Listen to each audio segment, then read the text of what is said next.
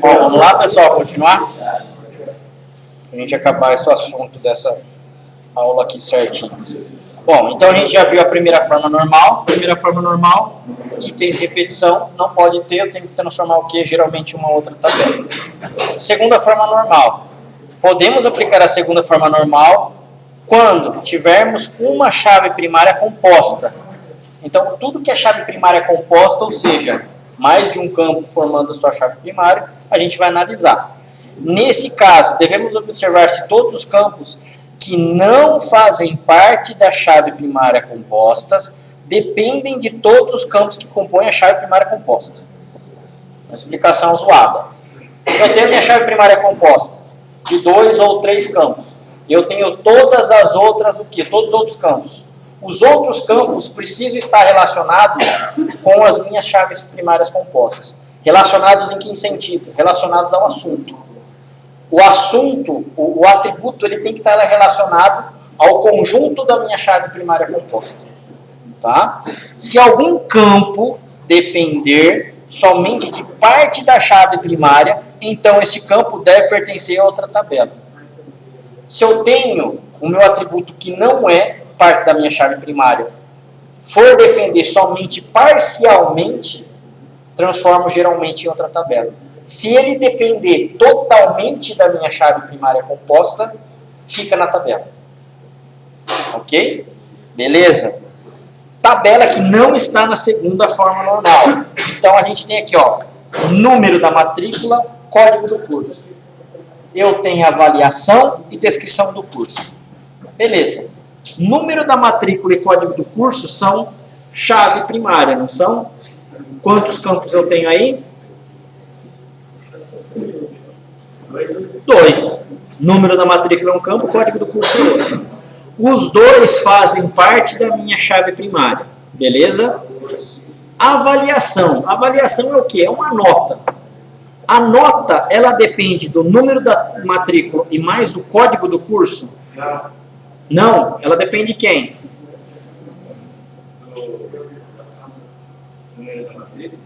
Só o número da matrícula é suficiente para eu ter uma nota?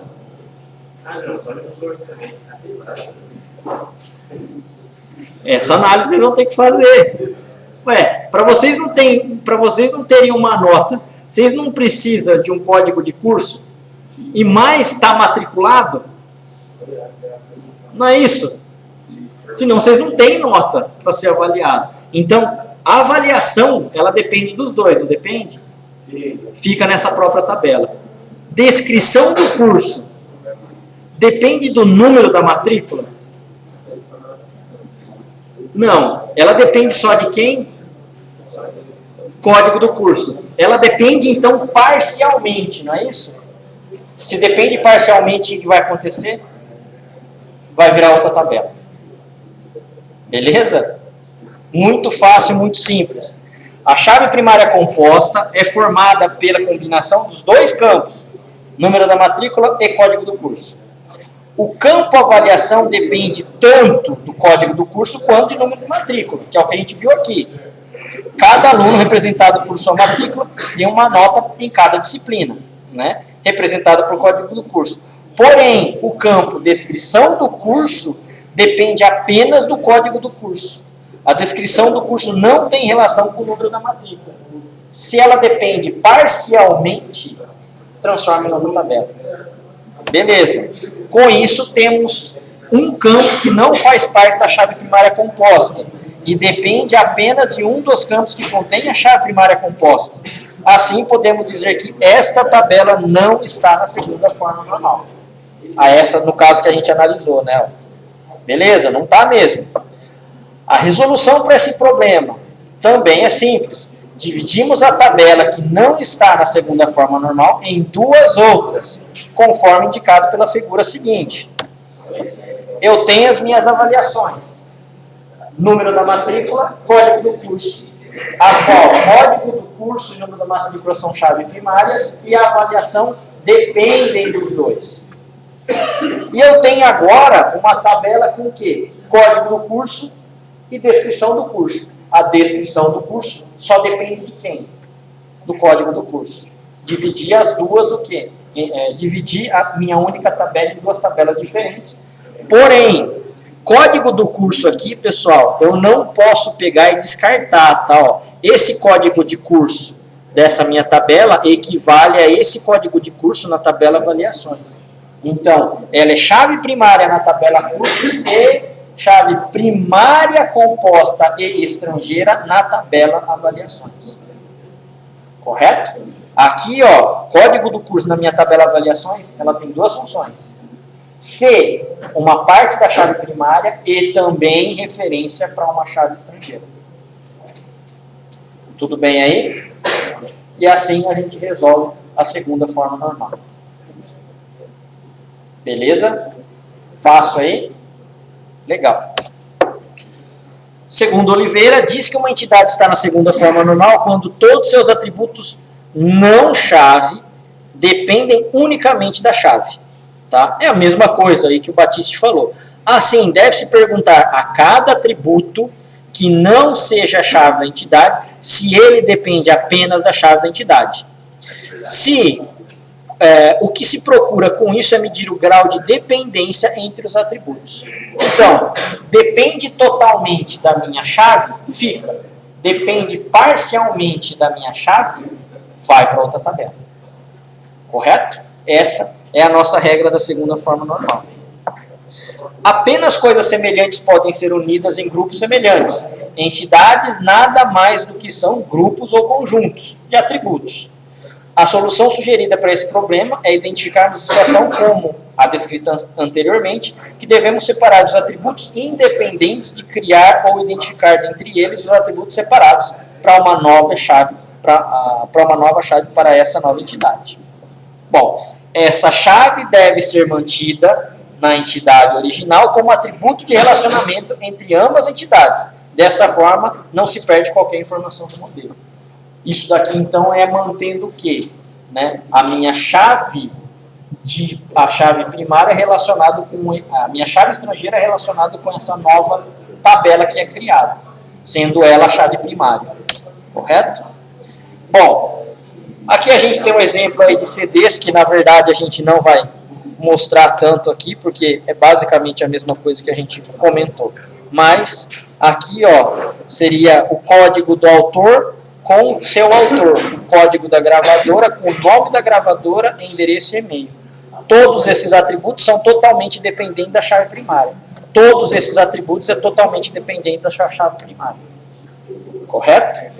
E aqui, ó, código do autor é uma referência ou é uma foreign key, ó, de código do autor da tabela autor. E código da gravadora é uma referência de código da gravadora da tabela gravadora. Eu não posso simplesmente não colocar esses códigos aqui, tá? Eu tenho que manter. Eu estou tirando o nome da minha tabela, mas ao mesmo tempo eu deixo a descrição e separo o nome. Correto? Sim? Fácil também, né? Terceira forma normal. Beleza. Então, fizemos a primeira forma normal. Qual era a regra da primeira forma normal? Isso é decorar, pessoal. Vocês vão ter que sair aqui, ó, decorados. E não vai ser hoje, vocês vão decorar. Vai ser semana que vem, vai ser a próxima semana. Só que para isso, vocês têm que repetir várias vezes. Qual é a regra da primeira forma normal? Qual é a regra da segunda forma normal? Para depois a terceira agora. Tá? Primeira forma normal, atributos multivalorados. É multivalorado, vai para outra tabela. Segunda forma normal, dependência total da minha chave. Fica na tabela, parcial, vai para outra tabela. Beleza. Primeira e segunda forma normal, tá ok. Terceira, nas definições de campo da tabelas que podem ocorrer casos em que um campo não seja dependente diretamente da chave primária ou parte dela, mas sim dependente de outro atributo constante na tabela. Esse atributo que não seja chave primária. Se eu tenho um atributo não chave, dependente de outro atributo não chave. Correto? Vai para outra tabela. Isso ocorre quando dizemos que a tabela não está na terceira forma normal, conforme a figura seguinte. funcionários, aqui não normalizado é o nome da minha tabela. Eu tenho número da matrícula, que é a minha chave primária. Tudo bem? Nome do funcionário, código do cargo e descrição do cargo. Nome do funcionário é dependente de quem? Número da matrícula. Código do cargo, bom, eu preciso identificar o cargo do meu funcionário. Então, eu tenho que ter esse código aí, ó, número de matrícula. A descrição do cargo, ele é dependente de quem? Código do cargo. Um atributo não chave, dependente de outro atributo não chave. O que vai acontecer? Transforma em tabela. Beleza? Observe que o campo descrição do curso, dependente apenas do código do curso, né, a qual não faz parte da chave primária, só é dependente dele, né, na verdade. Isso podemos dizer que a tabela não está na terceira forma normal. A solução para esse caso também é simples. Todos os casos são simples, né? Aqui, ó, não tem um caso complexo. Mas não é bem assim, né? A gente sabe. Novamente, basta dividir a tabela em duas outras, conforme indicado no modelo seguinte. Eu tenho funcionários, número da matrícula, nome do funcionário e código do funcionário. A descrição do cargo, que dependia de quem? Do código do cargo na mesma tabela, é criada uma outra tabela, ó, cargos. E agora, essa descrição do cargo só depende de quem? Do meu código do cargo. Mais uma vez, ó, esse cara vira chave primária, mas ao mesmo tempo eu não posso tirar ele da tabela. Ó. Então eu vou manter os dois aqui para eu ter o quê? Relacionamento entre eles. Eu tenho que ter alguma forma de ligação. Correto? Dessa forma, então, quando eu tenho atributos não chave dependentes de outros atributos não chave, eu tenho o quê? Uma nova tabela a ser criada. Aí sim ela está na terceira forma normal. Então, primeiro, aplico a primeira forma, depois a segunda forma e depois a terceira forma. Não tentem fazer todas de uma vez. Não dá certo. O resultado pode sair diferente, conforme a complexidade do modelo. Tá? Então, façam a primeira, façam a segunda e depois façam a terceira. Elas são interdependentes aí. Correto? Beleza. Diz que uma entidade está na terceira forma normal quando todos seus atributos não-chave não dependem de nenhum outro atributo não-chave.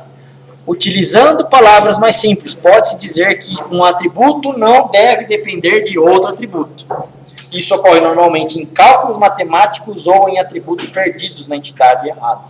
Esse caso aqui, pessoal, deixa eu ver aqui, ó. Que eu não vou ter exemplo para esse cara. Mas é o seguinte, eu tenho um atributo dependente de outro atributo.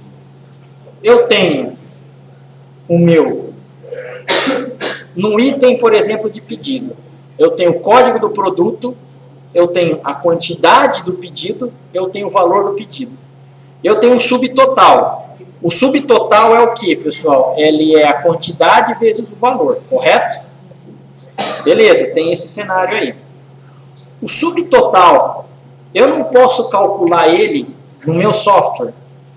Na aplicação eu não posso fazer um campo vezes o outro para me dar o subtotal. O subtotal, ele não é dependente tanto de quantidade vezes o valor. Se eu for analisar friamente, ele não é um campo que pode ser descartado, então. Se eu consigo chegar até ele através de um cálculo, para que eu vou precisar dele? Vocês concordam? Eu tenho, então, uma informação aí que está tendo redundância.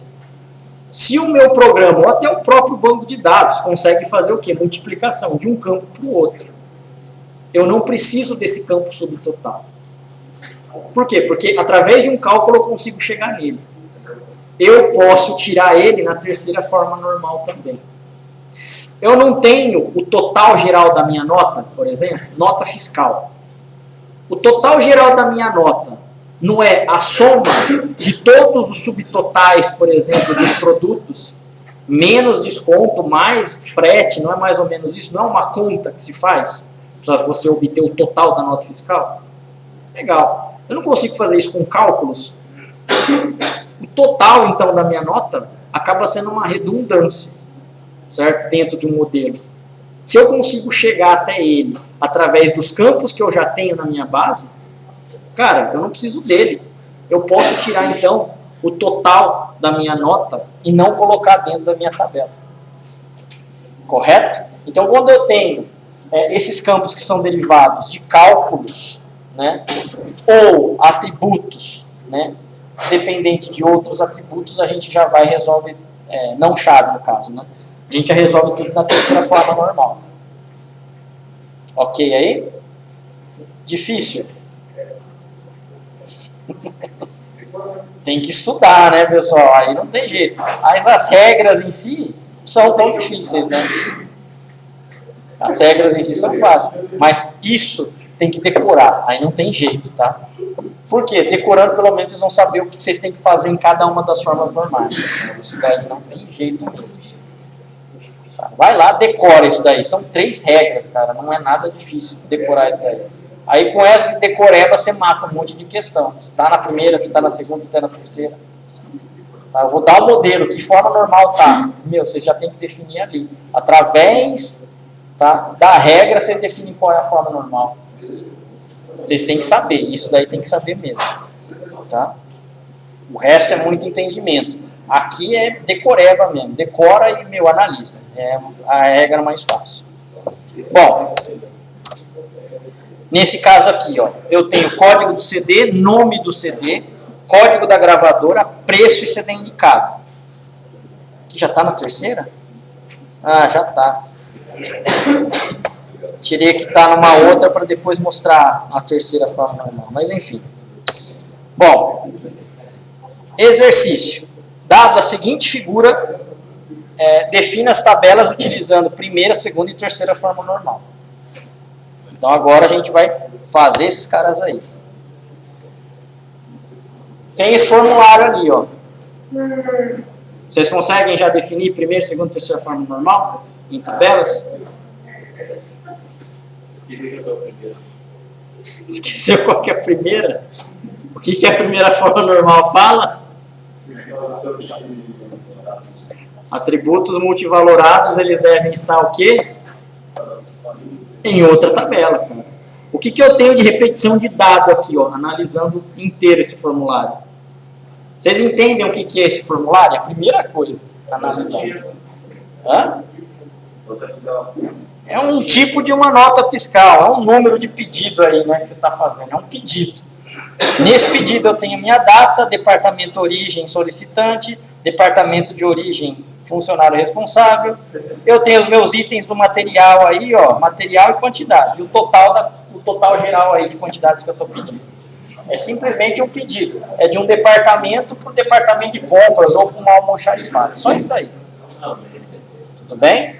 Beleza. Eu tenho que normalizar esse cara aí, ó. Primeira forma normal. O que ele fala? Atributo multivalorado ou itens de repetição em outra tabela. Se fosse transformar esse cara em tabela, o que vocês fariam? Tabela, departamento, funcionários, mas eles são repetidos? Ó, são da mesma entidade, mas funcionário de origem, funcionário solicitante, funcionário responsável, departamento de origem, departamento de destino, eles têm repetição ali? Não, não tem repetição, fica na mesma tabela. Número de pedido de compra, tem repetição? Na mesma tabela. Data, tem repetição? Na mesma tabela. Item, material e quantidade, tem repetição? Não. Não? Eu tenho lápis, caneta, borracha, apagador e mídia de DVD virgem. Eu tenho repetição nesses caras? Sim. Se eu tenho repetição, o que vai acontecer? Vai para uma outra tabela. Total da quantidade, tem repetição? Não. Fica na mesma tabela, da primeira tabela. Vocês colocaram já na primeira forma normal. Beleza? Conseguem fazer, então? Depois da primeira tem a segunda forma normal, depois da segunda tem a terceira. Pode ser que não exista a terceira, tá? Se na segunda forma normal você já cumpriu todas as regras e tenta aplicar a terceira e não existe, também é possível. Pode acontecer, não é muito raro, mas é possível. Beleza? Tentem fazer esses daí, então, antes da gente corrigir. Façam no Word mesmo, pegue aí, ó. Só vou dar um freeze aqui e vou fazer a chamada. Beleza?